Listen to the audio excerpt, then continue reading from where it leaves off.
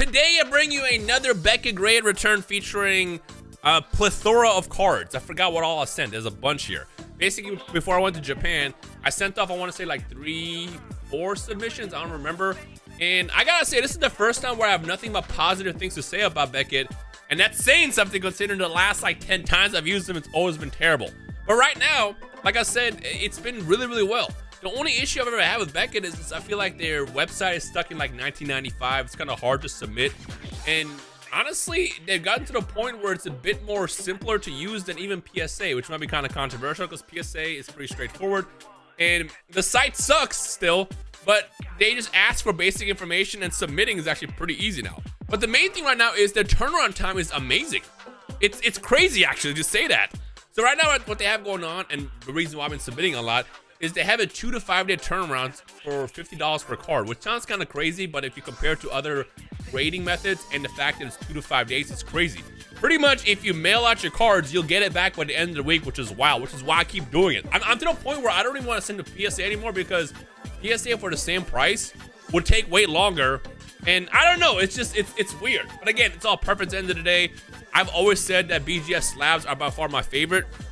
I just never liked the service, and the last couple times I used it, the service has been great. So hopefully this is, knock on wood, this is basically what's going to happen from here on out. So here's what I got. This is a new submission that arrived yesterday, and then these are cards that arrived in the past week while I was gone.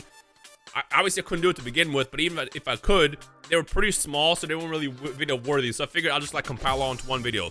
So we'll react to this, but I've already seen these, and I figured I'll just show you what I got. So first things first, I got Beast Go On from the Drama Super card game. I ended up buying this. It's funny because I tried to pull this card, and for the longest, this was like a $300, $400 card, and it sucks because I pulled the other 2 Secret Rares within 4 boxes. It's crazy. I got both Cumber and I got Cell Max, which are actually over here. I believe either here or there in one of these. I don't remember.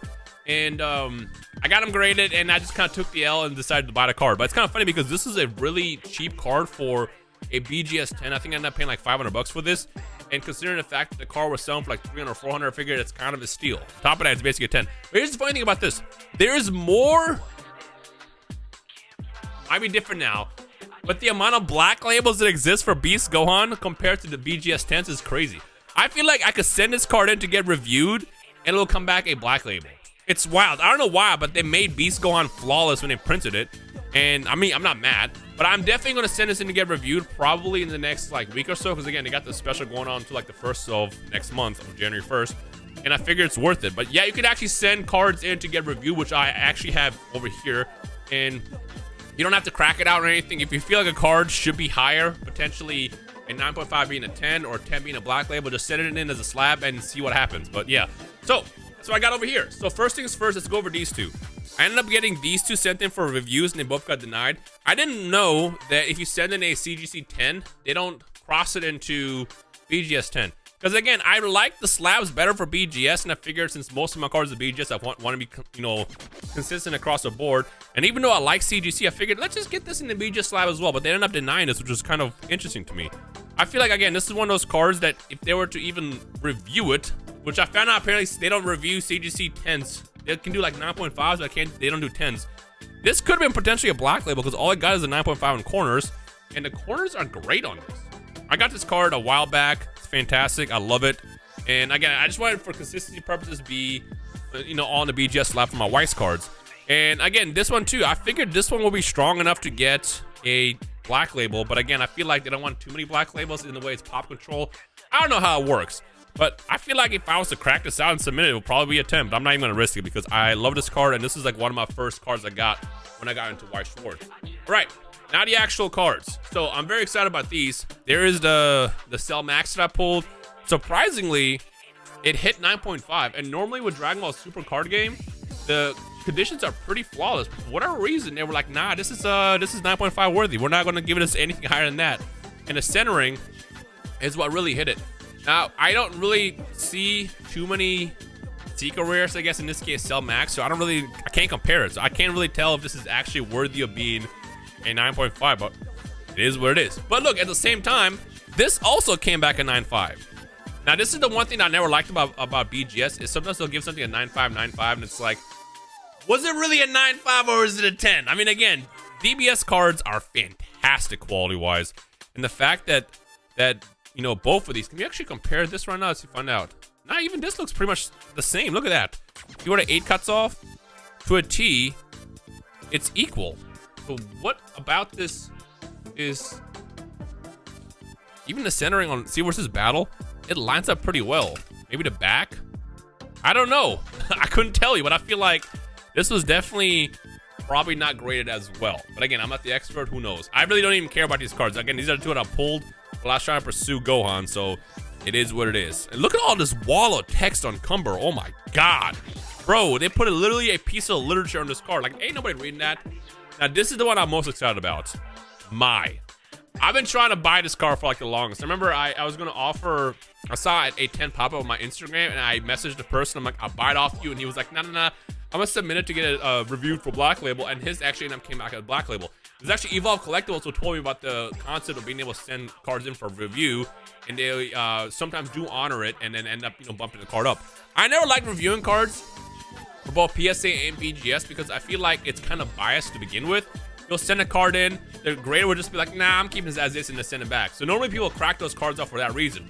But since I talked to Evolve Collectibles, I started actually sending cards in to get reviewed, and it kind of works, I think. I don't know. Sometimes I got those 9.5s come back that came back as 10s. Sometimes I didn't, so it's kind of like a 50-50, but it's an option you can do. And again, with them having a special right now, I feel like it's worth it. But this has me excited because I remember I bought this card for like, I want to say like 700, 800 bucks, which is pretty expensive, but that's how much, you know, the Mayas go for because it's a secret rare. And, you know, I think the 10s end up selling for like $1,500 to $2,000. So I figured, let's try to buy it raw first because Weiss always has great quality control.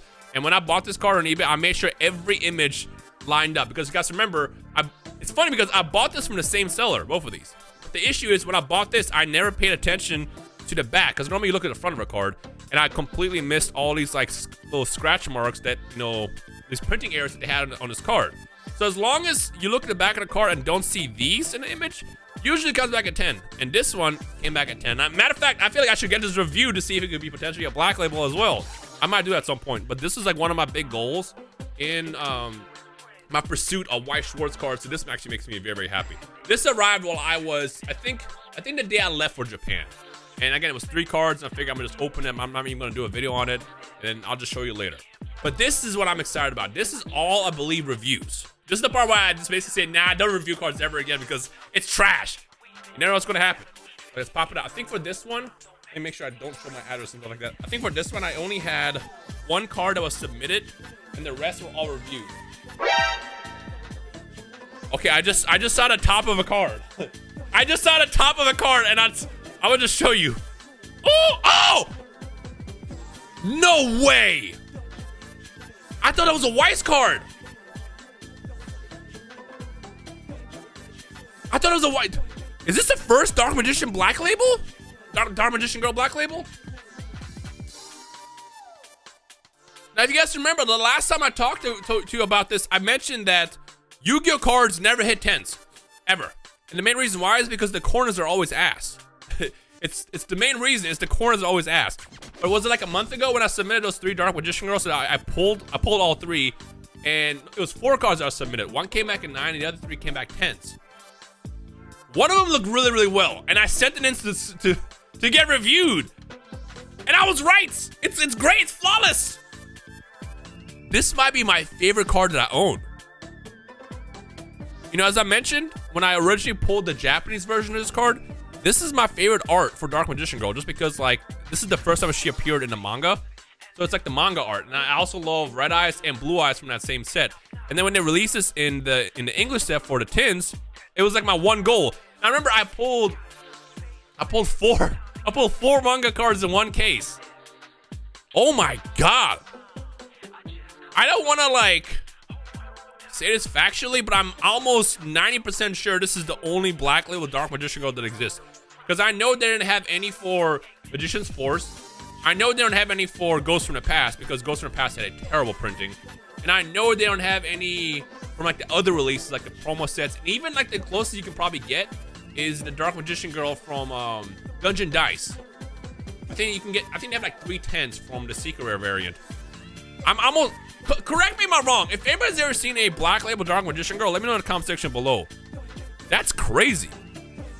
I know they have Dark Magician, well, not Dark Magician, Black Labels.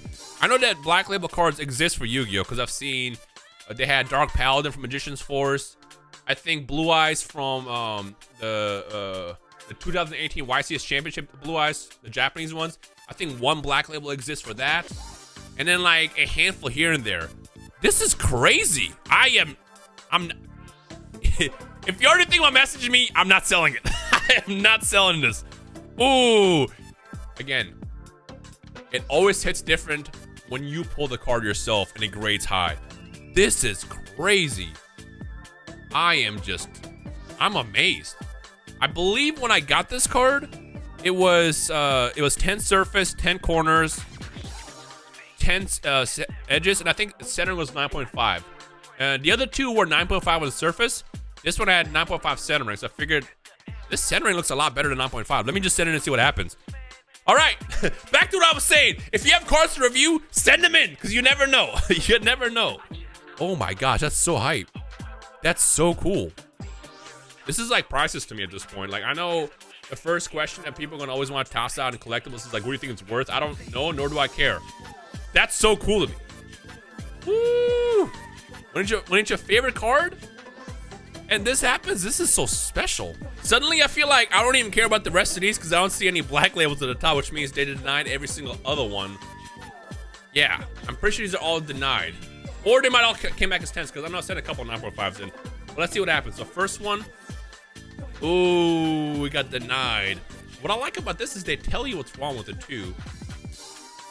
So let's see what we got. Oh, we got the other Rias that I sent in. And again, this one was 0.5 away from a 10. The cool thing about cards that get reviewed is they tell you, this is where it gets kind of funny because I'm like, what spot? I don't see a spot. Like right here, it says there's a dot up here.